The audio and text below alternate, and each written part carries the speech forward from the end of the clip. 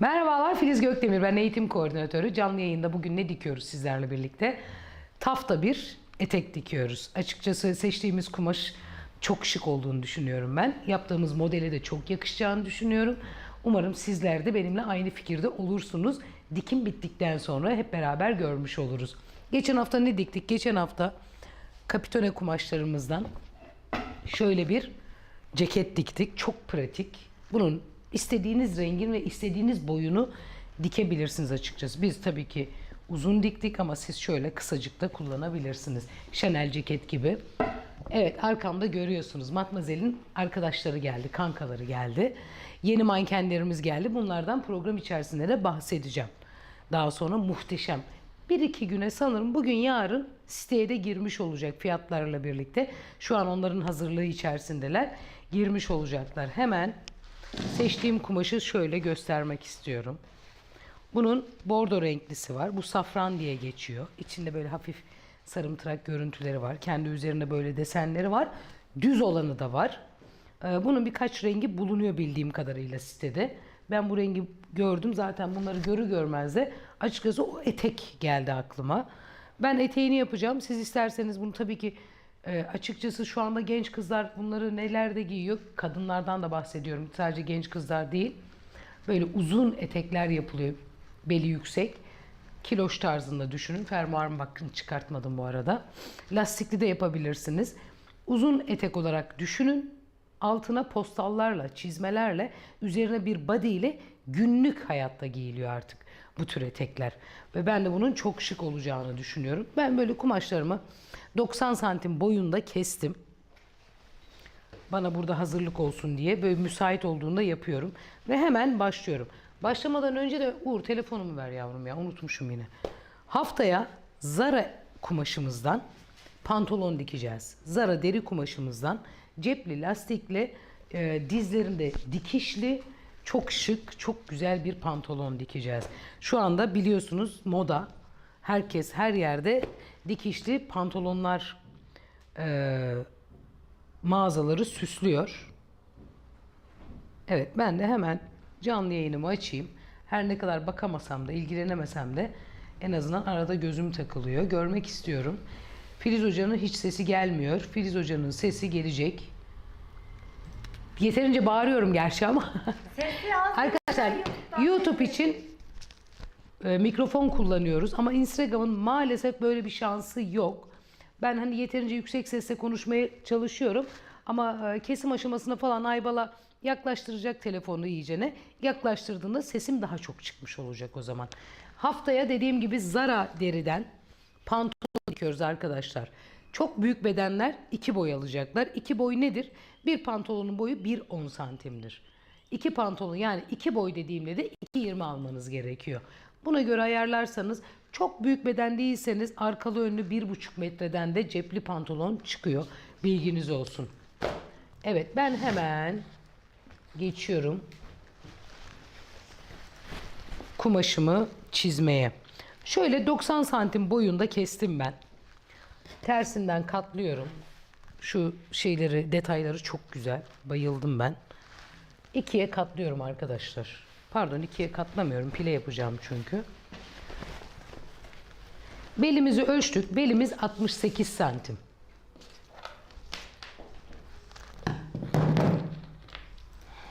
Hemen buradan başlangıcıma 6 santim veriyorum. Çünkü oraya dikiş payı gelecek. Ondan itibaren de şöyle 4 santim. 4 santimlik pileler yapıyorum ben. Siz isterseniz 2 santim de yapabilirsiniz. 5 santim pileler de yapabilirsiniz. Manken satışımız bugün ya da yarın başlayacak. Evet, ben öncelikle göstermek istedim. Mankenlerimiz de 1. kalite bu arada. Bilginiz olsun. Üzeri keten kaplı.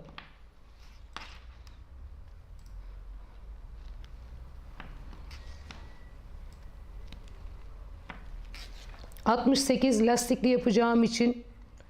bir 5 santim ekleme yapıyorum. 68 5 eklediğimde ne yapar? 73 yapar. Yani beli 73 olacak. 2 parça kestim ben. Boyuna kullanmak istedim. Eline kullanmak istemedim. Kumaşın dokusu bozulmasın diye. Yani 73'ün yarısı kaç yapar Uğur? 74'ün yarısı kaç yapar Uğur? 7. Tam yapmadı. 37 yapar. 37 pilelerimi katladıktan sonra bir parçam 37 olacak. Şöyle bakın 4 4 işaretliyorum. Anlatmıyorum size. Şuradan 4, şuradan 8 takip edip sonra tişörtler dikeceğiz. Reglan kollu sweatshirtler dikeceğiz. Büzgülü robalı elbiseler dikeceğiz. Düğümlü elbise dikeceğiz. Biliyorsunuz çok revaçta şu anda, özellikle abiye kullanımında önden düğümlü gibi gelen, aslında düğüm değil o, düğümlü gibi gelen elbise modelleri var. Öyle bir elbise çalışacağız. Öyle bir liste hazırladım ki uzun. Açıkçası içinde her şey var. Çok güzel şeylerle geliyoruz. Her hafta değişik bir şey dikeceğiz. Ben listemi hazırlıyorum ama çok güzel yeni kumaşlar geliyor. Araya böyle pat hemen bir şey sıkışıyor.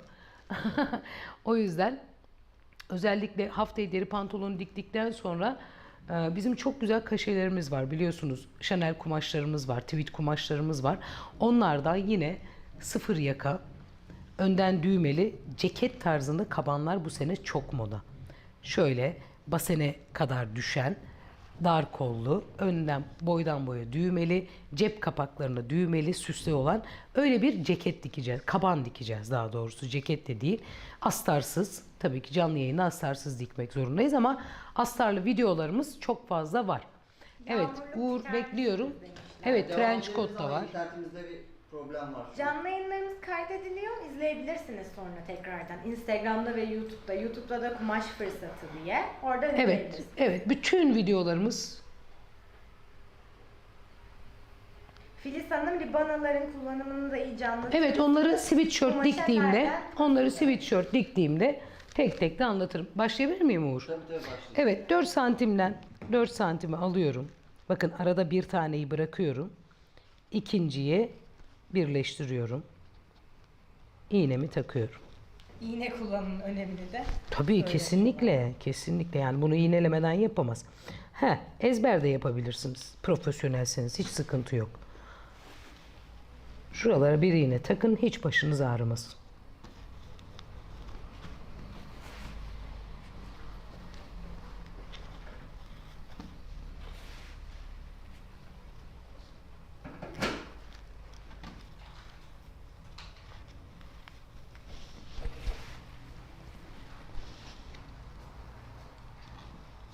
Çift beden kumaş kaç bedenden başlıyor? Çift en kumaşın eni 1,5 metredir genelde.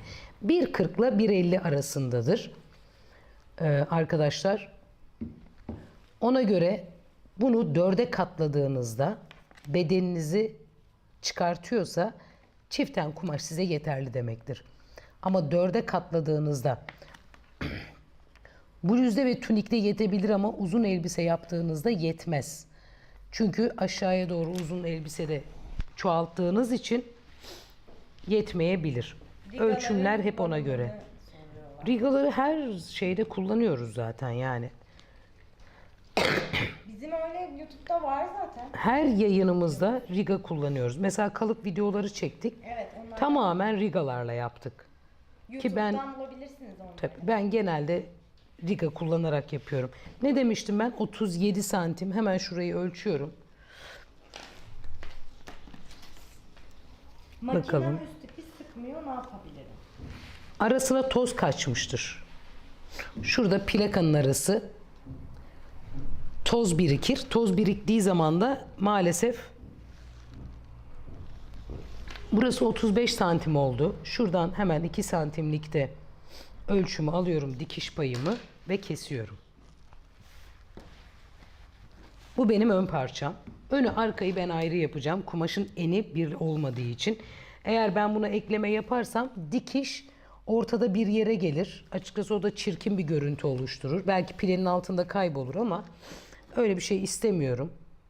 23. Deri pantolon için 48 beden biri ne kadar? Çift boy, 2 boy. Diktiğimiz pantolonda açıkçası büyük bedende de çok güzel duracak.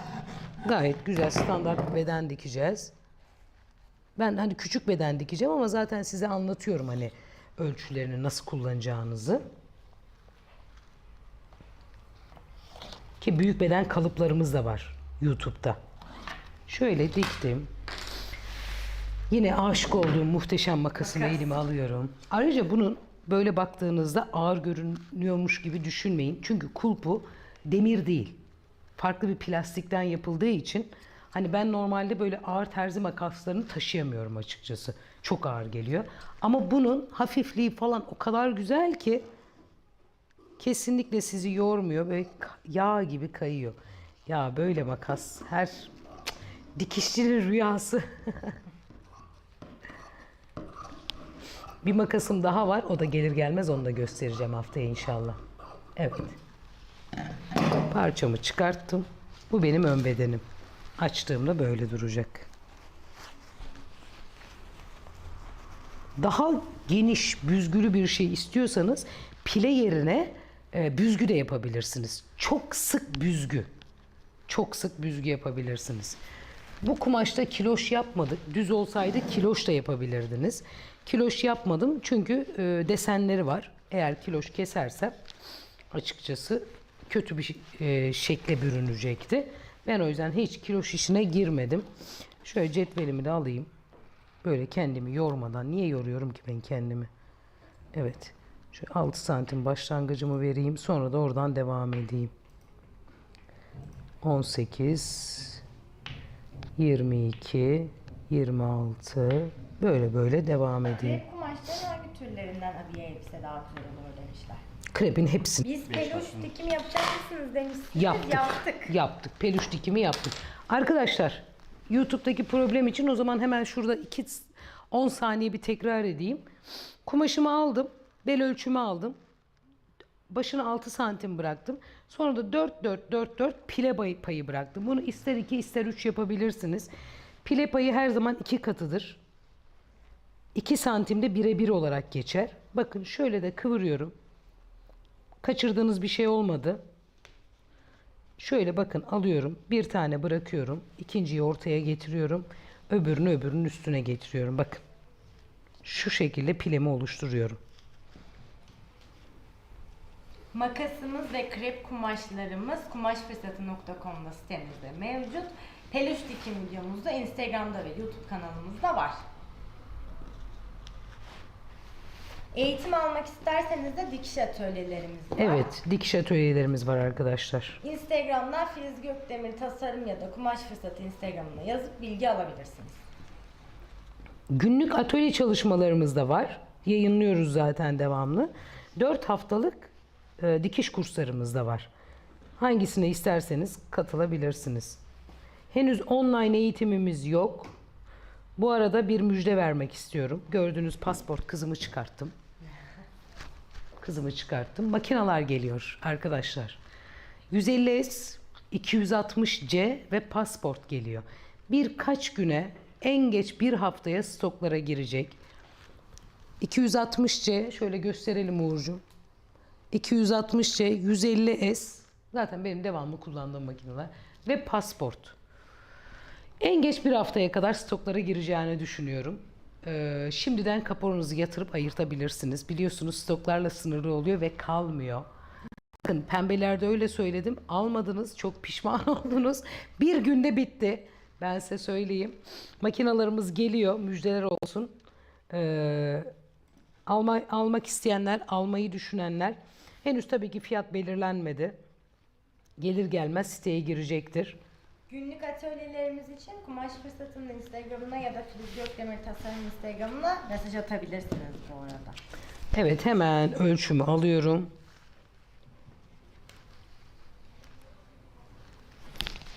Şuraya bir tane daha yapacağım. Ölçerek yapayım. Hadi yine ölçeyim. Yerimiz de İstanbul Seyrantepe. Evet.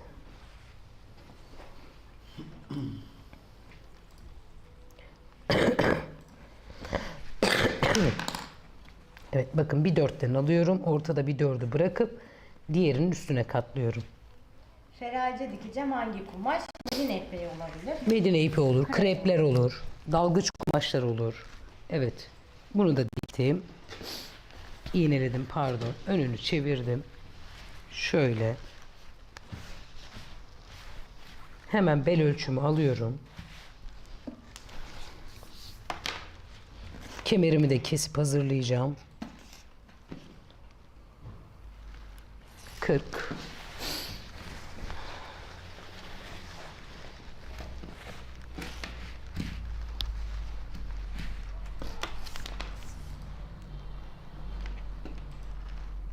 Otuz üç, 73.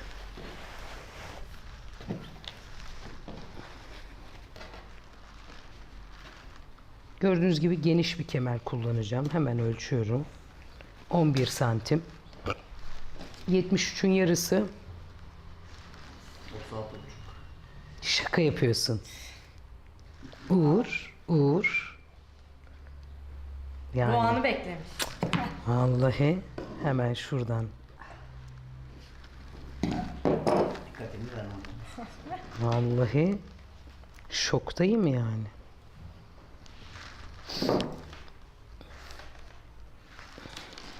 Sen de şaşırmadın mı Aybala? Ben şok. Lütfen hayvan. Harcanıyor mu be? Kızıma abiye dikeceğim. Hacimli durması için hangi kumaş aldım? Yani hacimli durması için mesela bu tafta kumaşın tek rengini alabilirsiniz. Yani biraz daha tok kumaşlar tercih etmelisiniz. Ya da altına tütülerle şey kullanabilirsiniz. Astarlama. Kabartabilirsiniz.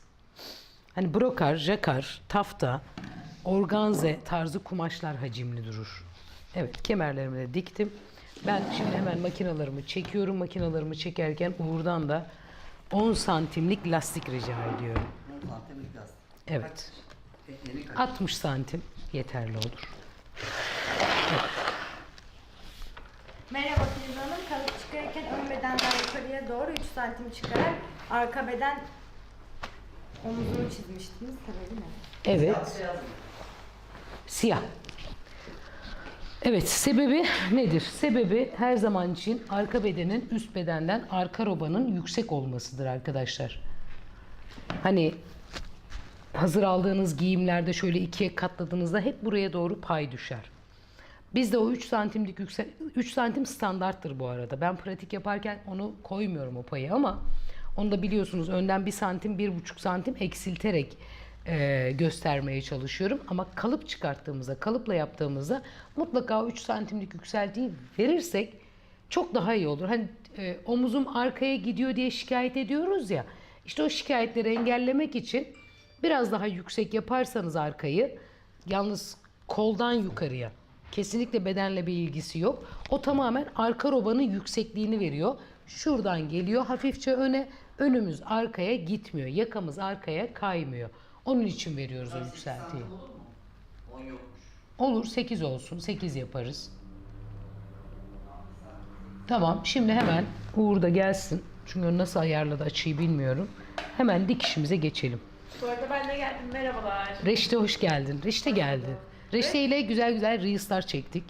Çekmeye de devam ediyoruz. Ben Matmazel'in kankalarını anlattım. Evet duydum ama şeyi yanlış söylediniz. Neyi? Bir iki güne girecek dediniz. Girdi siteye. Girdi mi? O yüzden İyi, hadi. geç geldim zaten. Evet, Pardon, evet. yaptım. Müjdeler olsun. Girdi.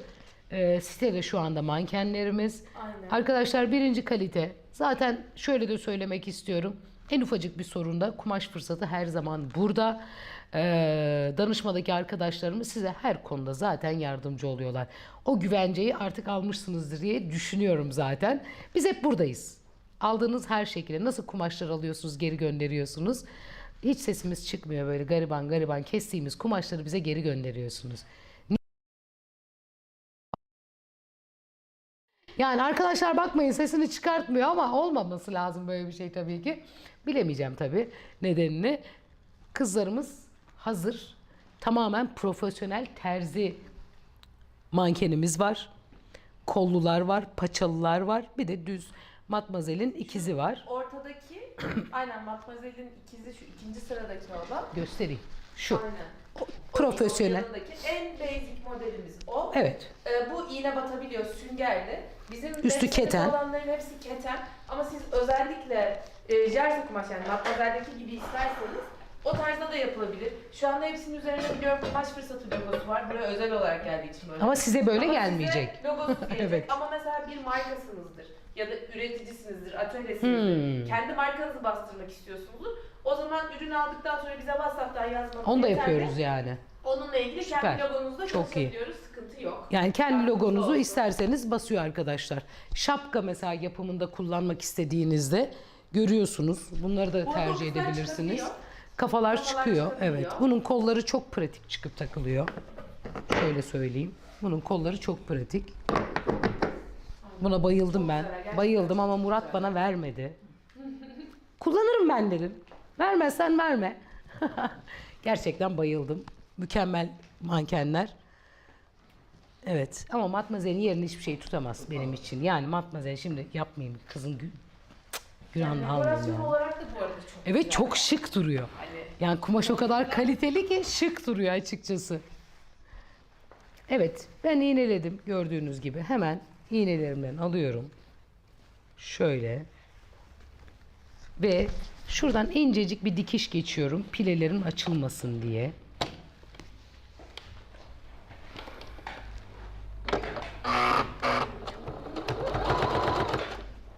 Pilelerimi düzelte arkadaşlar.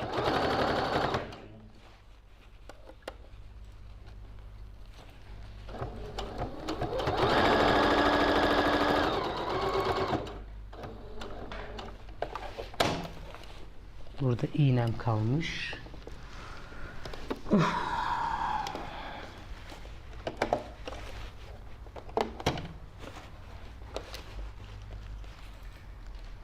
Topuz iğneleri yukarıdan aşağı taktığım için. Evet şöyle.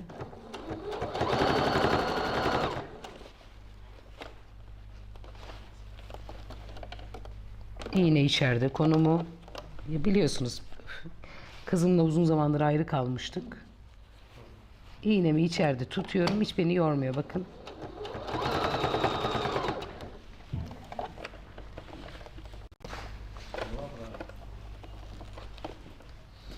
Bu arada biliyorsunuz şu anda kumaşfırsatı.com'da çok güzel bir indirimimiz var. Yeni kumaşlar geldi. Metresi 39.90'dan başlayan fiyatlarla. Ya hakikaten çok güzel. Hatta 39.90'a dedim ki yapmayın. Yani gerçekten yapmayalım. Reçete benden oldu artık. Ya 39.90 gerçekten çok komik bir rakam. Komik, hakikaten Ve komik. o kumaşlar çok güzeller. Hakikaten çok güzeller. Bir bakmanızı tavsiye ederim. Zaten şu an kumaşfırsatı.com'a girdiğiniz an ilk karşınıza çıkan kocaman bir manşet var böyle mavili. Ona tıkladığınızda göreceksiniz. Ya da zaten bolca storylerde de paylaşıyoruz bilgileri. Oradan Ne da kumaşlar var bakabilirsiniz. içinde Reçete? İçinde klasik böyle desenliler de var. Çok Yani böyle iyi. metresi 45 liraya da var. 49.90'a da var. Ya 65 liraya da kumaş var ama mesela balık sırtı bir kumaş var. En çok satan şu anda kampanyadaki kumaş sanırım 65 liraydı ama çok güzel balık sırtı. Balık Yeni sırtı- gelenlerden Evet, bu bahsediyorsun. Kampanyada olan bütün kumaşların hepsi ilk kez sitedeler. Ya bizim bu patron hakikaten malını Yani boşa hem yeni malını bedavaya dağıtıyor. Hem yeni Bizim geldiler, patron. hem de kampanyadalar. O yüzden de kesinlikle herkesin bakmasını tavsiye ederim. Yine 39.90'da bitiyor. Arkadaşlar bizde zaten kötü kumaş yok. Kampanyaya giren kumaşlarda biz çünkü bir kumaş fırsatı olduğumuz için açıkçası en kaliteli kumaşı bile emin olun kampanyaya dahil ediyor burası. O balık sırtı dediğimiz kumaşlarda zaten muhteşemler biliyorsunuz. Bu son yeni gelen kabanlık kumaşlardan bahsediyor. Onun dışında viskonlar var, mevsimlik kumaşlar var, krepler var. 39.90'da bedava bir fiyat. Yani kabanlık için 2 metre aldığınızı düşünün.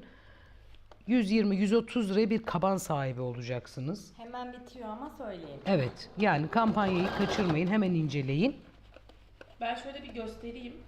Uğur şeyde de göstereyim.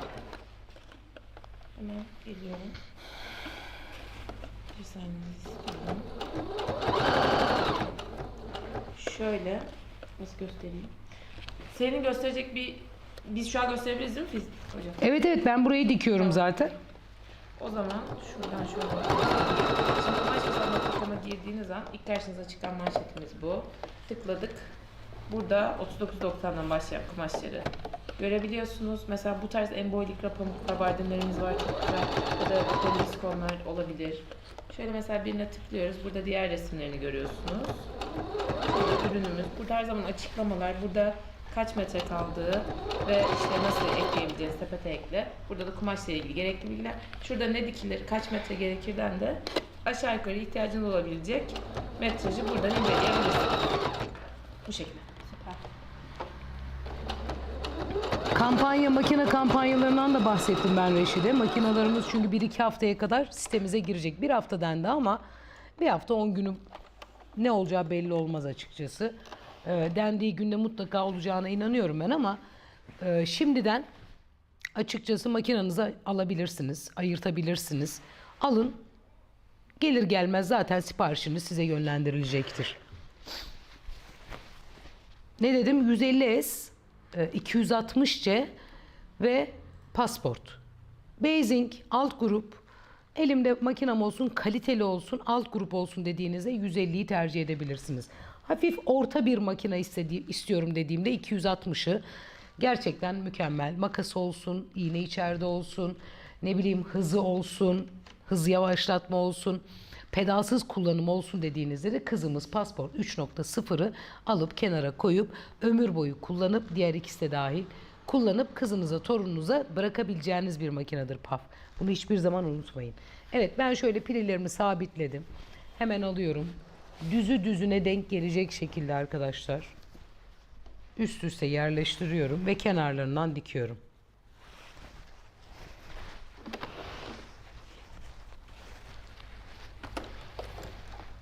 Bunun dikimi de çok basit gördüğünüz gibi. Yavaşlatmıştım, öyle kalmış. İğne içeride konumuna bastığımda gördüğünüz gibi her durduğumda iğne kendiliğinden içeride kalıyor. Bitince de makasına basıyorum, kesiyor.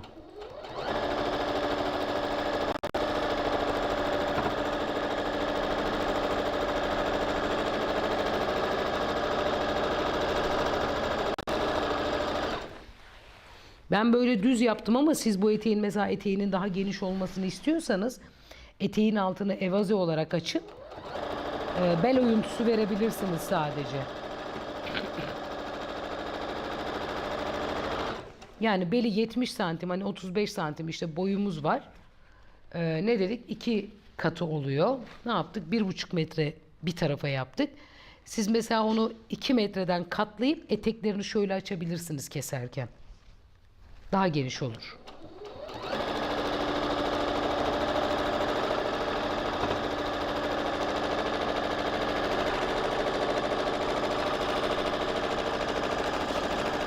Evet, makasıma da bastım. Mis gibi kesti, çıkarttım. Atölye çalışmalarımız devam ediyor arkadaşlar. Yeni kurs dönemimiz haftaya başlıyor. Bu hafta kaban haftalarımız var. Hem cumada hem cumartesi de. 4. haftadayız. Kaban dikeceğiz öğrencilerimizle bu hafta. Ayrıca kaban atölyemiz var. Biliyorsunuz ekstra atölyelerimiz var. Pazartesi saten verev etek dikim atölyemiz var. Sweatshirt atölyemiz var. Onlara da katılabilirsiniz. Yani böyle dikiş dikmek istiyorum ama ilk etapta ne yapabilirim acaba? Sevecek miyim, sevmeyecek miyim diye bir şüpheniz varsa aslında bu tarz workshoplar sizin için çok ideal. Çünkü gidemiyorsunuz. Ayrıca workshoplarımızın da bütün malzemeler, kumaşlar da dahil bize ait. Evet, kaban atölyesi. Kaban dışında evet. Bütün malzemeler bize ait.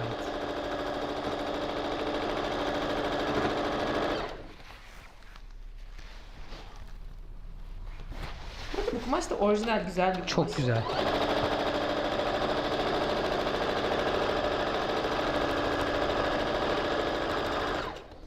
Zaten kumaşı görünce böyle bir şey dikmek aklıma geldi işte.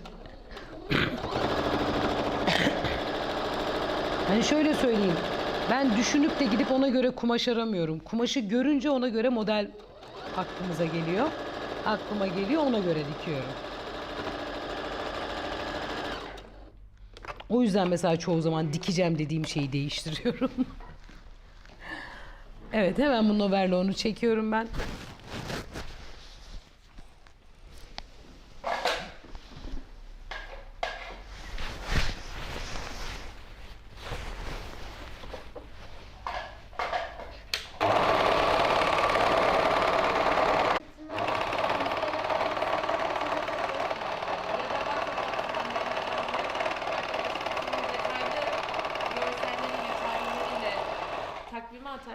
bilgileri verirler sizlere.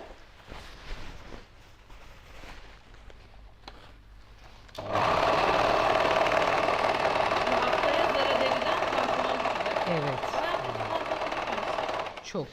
Aynen. Ya birkaç öğrenciye diktik. Çok hoşuma gitti. Çok güzel durdu. Derileri krem sürme yöntemiyle yaptınız. Krem sürme tabii ki. Krem sürerek. Hem de şey açısından Evet. görmeyen Evet. Öğrenciler için de çok iyi oluyor. Çok rahat dikiyorlar. Yani ben de kendime mesela kiloş etek diktim deriden. Kremle yaptım. Çok çok rahat oldu.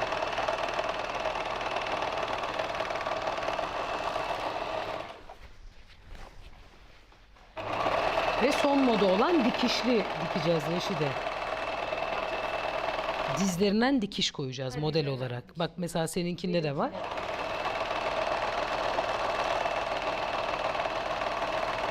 Ben taba seçtim ama değişebilir tabii ki. siyah seçmeyin ki. Evet, Ben siyah. biraz Evet. Yoksa benim Maalesef. tercihim siyahtan yana olur. Benim de. Siyahın rengi biraz rengimiz zor belli oluyor. Alın arkadaşlar kumaşlarınızı haftaya. Bakmayın bizim sohbetle çok uzun sürüyor. İnanın o pantolonu kesip dikmek yarım saat en fazla bir saatinizi alacak. Ve Zara deri bu kalitedeki pantolonlar biliyorsunuz 800 ile 1000 arası. Evet öyle. Mağazalarda.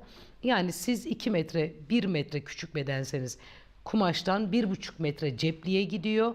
Yani 200 liraya belki en fazla pantolona sahip oluyorsunuz.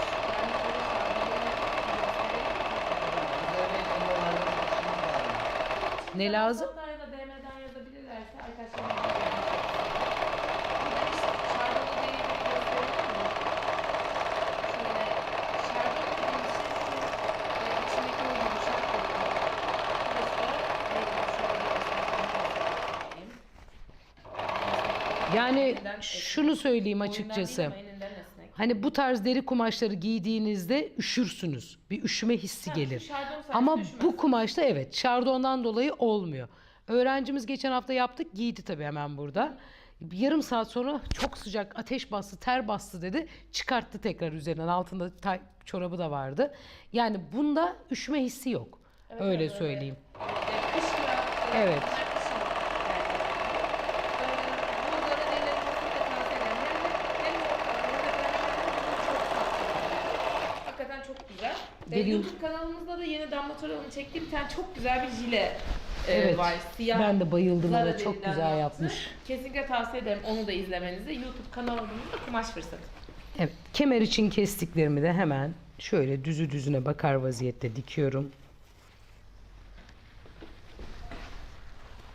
Çok mu büyük olmuş benim bu kemerim?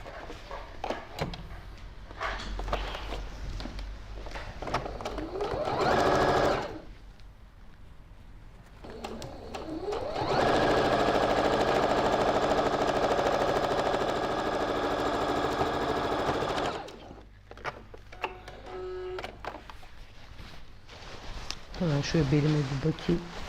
Kemer gözüme çok büyük geldi çünkü. Evet çok büyük yapmışım. Allah'ım niye bu kadar büyük yapmışım? Biraz küçült olacak. Gerçekten. Teşekkür ederim Uğurcuğum. Uğur olmasa ne Ya bu yapacağımızı Uğur var ya, bilmiyorum. ya bu Uğur var. Ömrümü yedi bitirdi bu çocuk. Arkadaşlar bu makastan yine bahsetmek istiyorum. Terzi makası ama o bildiğiniz terzi makasları gibi birkaç kilo değil. Neden? Çünkü sapı ağır metalik demir değil yani. Hafif. Sap kısmı hafif olduğu için de açıkçası ben çünkü normalde kullanamam ağır makas. Çok rahat. Zaten yağ gibi kayıyor böyle. Allah'ım, Allah'ım ne kadar güzel. Biz geçen hafta canlı yayında bu makası gösterdik ya. Evet. Gerçekten satış rekoru kırdı. Çok Kırar. çok güzel makas. Çünkü makas gerçekten çok kıymetli bir şey. Kaçırmayın. Ömürlük bir makas bu arkadaşlar. Ömürlük bir makas. Kodu çok uzun o yüzden şimdi kodu şudur diyemiyorum. Bize DM'den Evet. WhatsApp'tan yazarsanız arkadaşlarım size ürün linkini gönderirler. Oradan direkt inceleyebilirsiniz. Performansını göreceğiz. Belki ürününüz olmuş oluyor. Onu söyleyeyim. Bu arada ben solağım ve çok zorlanıyorum makas kullanmakta. Bu makası çok rahat kullanıyorum. Ama hatta geçen hafta hafif denemiştim. olduğu için de Çok rahat kullanıyorum. çok rahat benim kullanıyorsun solaklar Reşide. varsa Çok güzel bir makas. Bir tane daha var, o gelsin, onu da göstereceğim arkadaşlar. Fırsat buldukça karıştırıyorum arka tarafları. Böyle şeyler gördüğümde hemen kapıp geliyorum buralara. Ama çok zamanımız olmuyor maalesef bizim bazı şeylerde. Evet, kemerimi diktim. Düzünü çevirdim. Lastiğimi aldım. Nerede lastiğim? Şöyle 2 getiriyorum. Ortadan dikiyorum. kullandığımız overlock süngeri dikiş makinesi var. Evet. Şu anda sünger overlock makinesi muhtemelen gelmez. Ama başka overlock, bütün overlock makineleri var. İsterseniz gene bize DM'den, WhatsApp'tan yazarsanız arkadaşlarım size linkini yollarlar ya da direkt kumaş fırsatına girip bakabilirsiniz. Passport da bugün yarın tekrar stoklarda olacak. Muhteşem bir makine gerçekten. Evet, kaçırmayın Ya arkadaşlar. ben vaktinde almadığım için çok pişmanım. Yani o zaman dikişe pek ilgim yoktu. Yani neden acaba uygunken almadım acaba? Gerçekten. Şöyle lastiği içine koyuyorum. Şuradan lastiği dikmiyorum arkadaşlar. Lastiği kumaşa doğru itiyorum. Lastiğin dibinden ayağımı yerleştirip dikiyorum. Murat abi, o zaman ben dikiş makinesi alsam mı yani? Ne işime yarayacak ki? Ben dikişte dikmiyorum. Zaten burada var makine. Evde kalabalık falan gibi laflar etmiştim. Murat abi demişti ki bana, olsun kızım al. Bak ileride çoluğuna çocuğuna kalır. Bu öyle bir makine demişti. Ya. Akılsızlık. Olsun. Patronla konuşuruz. İyi bir fiyat verir sana.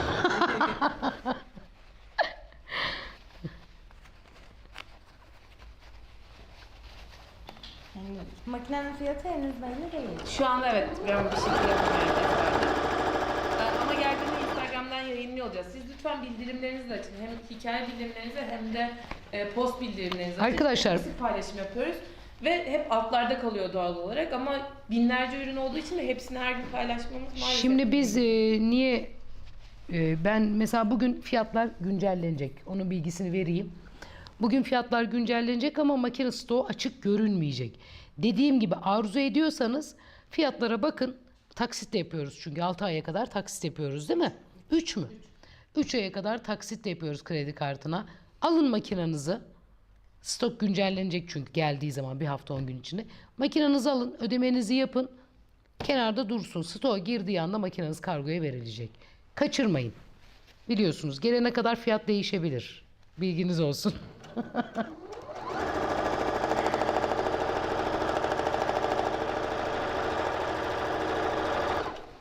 Değil mi Reşte? Olabilir yani. Gelene kadar fiyat değişir. Makineler artık gibi oldu ya.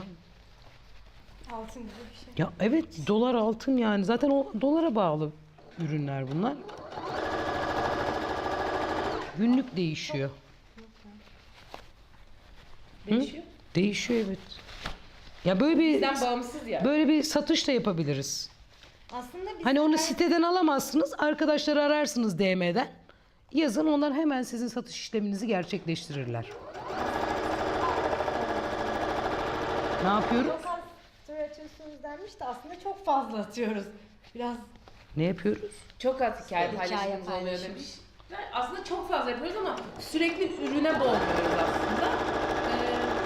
Yani hani daha keyifli geçsin hikaye kısmı istediğim için aslında o biraz daha. daha eğitici reelslerimiz var. Ya onlar var, çok fazla post paylaşımı yapıyoruz ama daha da fazla isterseniz arttırırız. Arkadaşlar yani buradan şu çıkıyor. Ne kadar çok isterseniz, izlerseniz, bizi tıklarsanız biz de size o kadar çok şey vermeye çalışırız. 5 mi veriyoruz? 10 tane yaparız. Yani tamamen sizli bizli. Hani siz istedikçe biz veriyoruz. Lütfen o kadar. Bugün sabahtan beri Reels çekiyoruz mesela Reşte ile. Ne emekler veriliyor. Siz ne kadar çok bizi izleyip tıklarsanız emin olun haftada 3 Reels mi paylaşıyoruz? O zaman 5 paylaşacağız. Belki 10 paylaşacağız. Öyle değil mi? Evet, hatta ben Yani. dedim ki sadece tahminimce 25-20 saniyelik falan bir Reels olacak Evet. ama Yok olmadı tabii yine. yani yayınladıkta o havada bir olacak muhtemelen. Ama çekimi Edit kısmı ama Çekimi nereden baksanız yarım saat sürdü. Tabii. İyi günler hocam. Benim makine fazla ses çıkartıyor. Neden olur? Yine de kumaşa uygun kullandığı halde demişler. Yani yeri sallanıyor olabilir. Kemeri diktim arkadaşlar böyle. Şimdi alıyorum kenarlardan. Önce kenara yerleştiriyorum. Büyük ihtimalle yeri makineye uygun değil. Makine temizliği Şurası farklı. fazla arkadaşlar. Şurayı bir keseyim önce. Dikerken yanıltmasın sizi de. Makinelerin genelde yeri sallandığında. Mesela siz masanızın hani sabit durduğunu, sağlam olduğunu düşünürsünüz ama makine sallanır. Altına şey de koyabilirsiniz. Bu kaydırmaz. Mantarlar oluyor böyle. Evet. Keçe gibi. Aynen öyle şeyler de koyabilirsiniz. Hani makine fazla kımıldamasın, sallanmasın diye. Sallandıkça ses fazla çıkar. Bir de bakım zamanı gelmiştir belki. Yağlanması gerekiyordur belki. Cimrilik yapmayalım arkadaşlar. 2 senede bir en az makineleri bakıma götürelim. Çünkü o makinenin içinin açılıp yağlanması gerekiyor. Temizlenmesi gerekiyor. Hani şimdi biz şöyle bakın dikiş dikişe denk gelecek şekilde buradan iğneliyorum. Çok pardon yavrum. Hani her gün duş alıyorsunuz. Ayda bir, 2 ayda bir de kalkıp hamama gidiyorsunuz. Giy bir kese vurdurmak istiyorsunuz çünkü değil mi? Makine da böyle yani. Altı temizliyorsunuz, bir damla yağ atıyorsunuz ama işte 1-2 senede bir de içini falan komple açıp temizlemek lazım. Bir keselemek gerekiyor yani. Böyle düşünün. Peki overlock'ta lastik diktiğimde lastik esneme yapıyor. Neden diye sormuşlar. Çok çekiyorsunuzdur o yüzden. Lastiği çok çektiğiniz için esneme yapar. Mesela alan dardır. Siz çok çekiyorsunuzdur lastiği. Makineyi ne sıklıkla yağlamamız gerekiyor? Arkadaşlar makineyi her gün kullanıyorsak haftada bir yağlıyoruz. Bir damla. Elektronik makinalarda üst kısma asla yağ dökmüyoruz. Kesinlikle.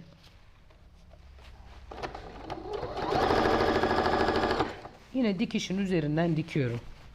Şu kenara da bakıyorum hemen. Kenar kenara denk gelsin diye.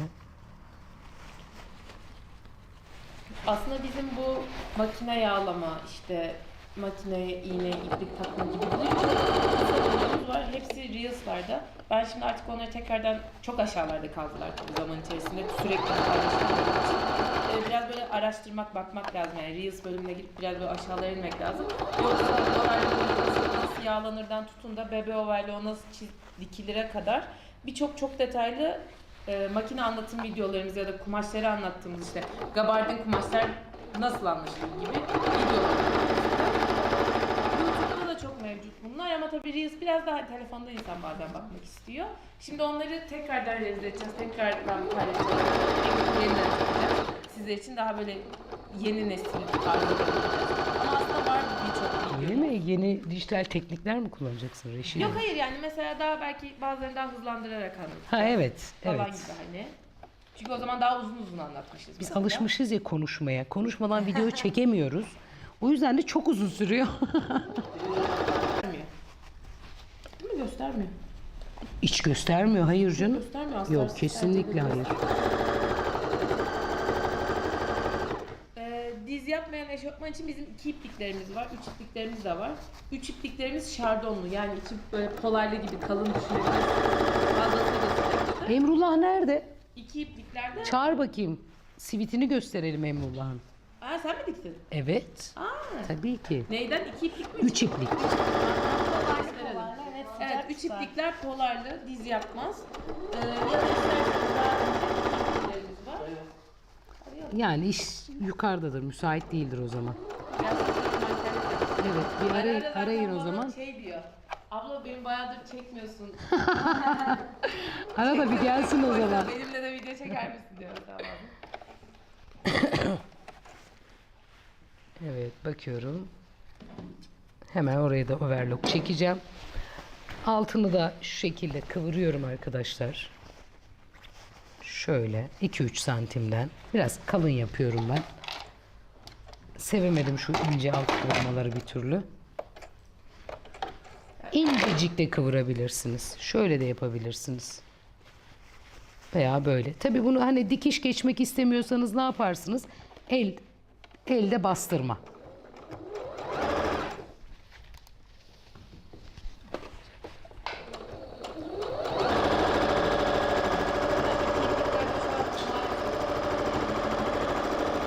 Olamaz gibi gözüküyor. Regüle ürün çünkü onlar. Demişler ki benim kalk üzerine makinem var. Aldığım zaman satınca makinesi yağlanmıyor. Yağlayın arkadaşlar. Şu mekik bölümüne bizim zaten YouTube'da videomuz var. Mekanik makinelerin yağlanması diye. Emrullah'cığım gel seni gösterelim yavrum ya. Yanıma gelsen. Evet. Emrullah'ın üzerindeki siviti 3 iplik. Şöyle de kaldırayım.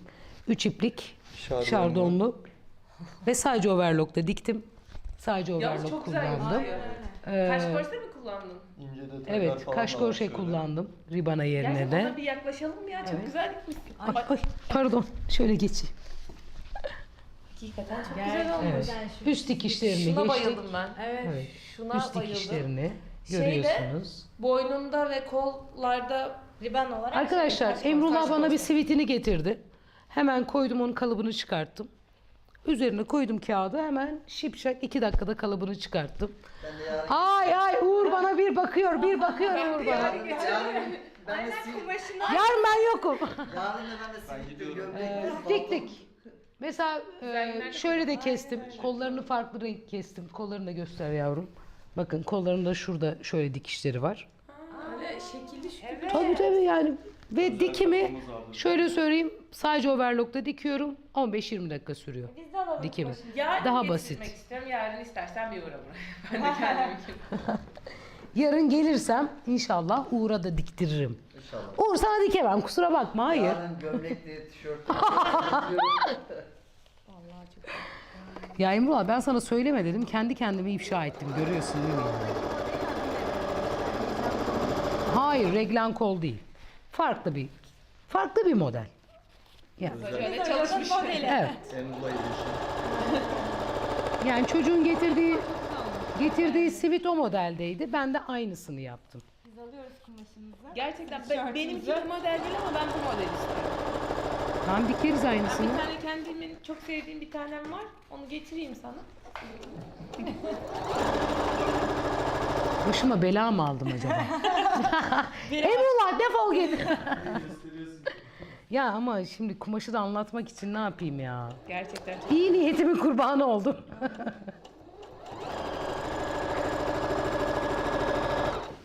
Hatta ben Emrullah'a demiştim, özellikle Uğur'a söyleme bak sakın demiştim.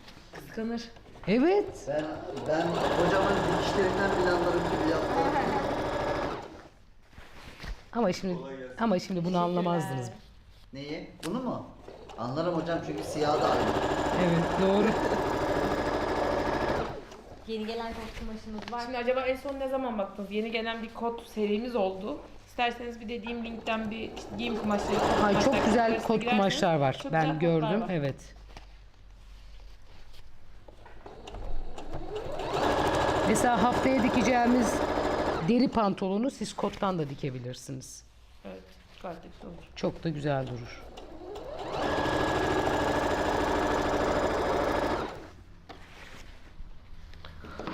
Uğur, Efendim hocam? bitti. Tebrik ederim. Teşekkür ederim. Kaç beden kaç metre kumaş gitti sivit ediyor? Arkadaşlar, sivit mi? Small medium bedeni 1,5 metre kumaş gitti. Emrullah gerçekten zayıf. bu Zayıf arada. bir çocuk çünkü Emrullah. Ama yine de biraz bol. Evet ama bol yani. Yani o Tabii uğra tabii. da olur. Normal oversize bir şey. Ben alsam zaten. Biz hocam Yani 1 metre az gelir. Öyle söyleyeyim. Diktim ya sana gömlek. diyoruz hocam. Oğluma bile gömlek dikmedim, sana gömlek diktim yani. Ben diktirsem dediğin gibi babam da var. Bitti arkadaşlar. Tebrik Muhteşem pasport makinamda.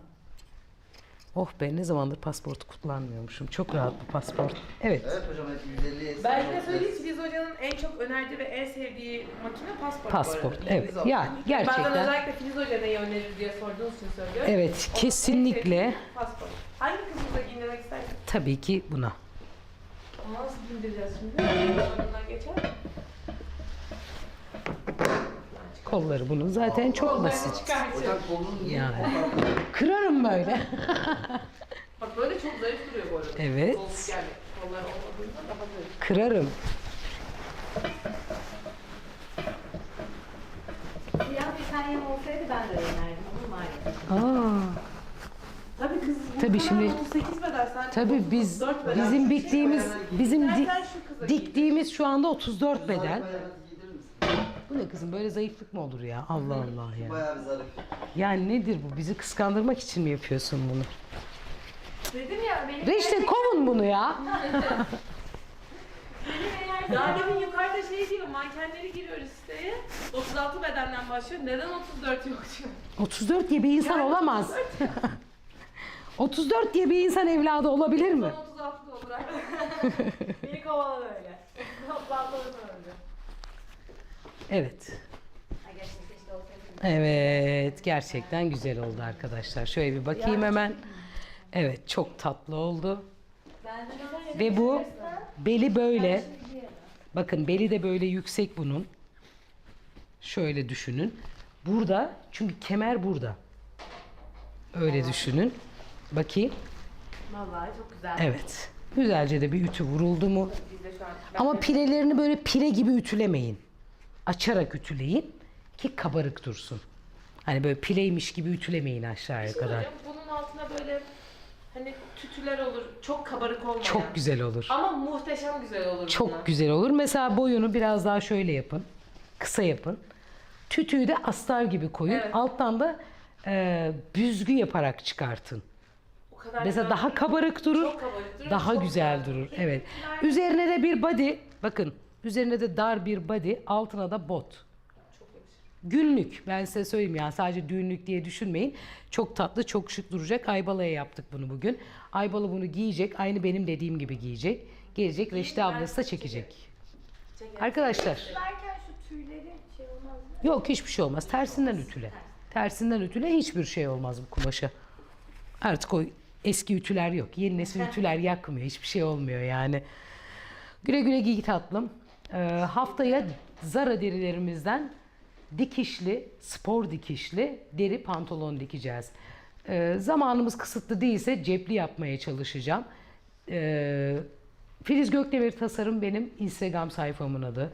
Atölye çalışmalarımız var. Makine kampanyalarımız başladı. Makinalarımız geliyor. Çok güzel 39.90'a kumaş kampanyamız başladı. Kaçırmayın lütfen. Başlayan fiyatlar. Başlayan fiyatlarla. Gördüğünüz gibi manken serilerimiz var artık. Ya doldu her yer. Bize yer kalmadı. Yakında bizi gönderecekler diye düşünüyorum. Doluyuz yine. Dop doluyuz. Yani yeni yıla kumaş fırsatı bomba gibi girdi. Bomba gibi de devam edecek. Her zaman olduğu gibi. Haftaya görüşmek ümidiyle. Hoşçakalın.